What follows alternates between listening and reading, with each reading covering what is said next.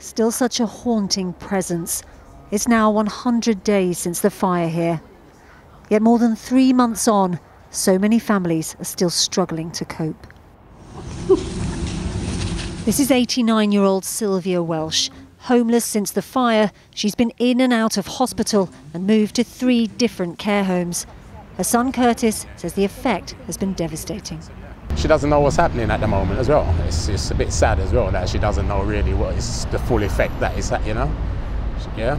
And that's very sad for you, I know. Yeah, it is. Yeah, it's playing a major part on all of us. Sylvia's home, which was next to Grenfell Tower, was flooded after the fire, and she's been unable to return there since. I saw a decline in her health and a decline in how happy she was because she wasn't at home. She wasn't where she was used to be for 40 odd years.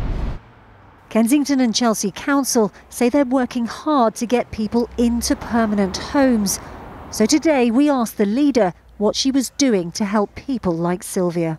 Well, I'd quite like to talk to Sylvia, so after this programme give me her number and I'll find out, because it's very difficult for me to comment on individual cases, but obviously from what you're saying it's not an ideal situation, and all I can say to her is we are literally doing everything we can to get people housed. Yet so far only 5 families have been given permanent accommodation.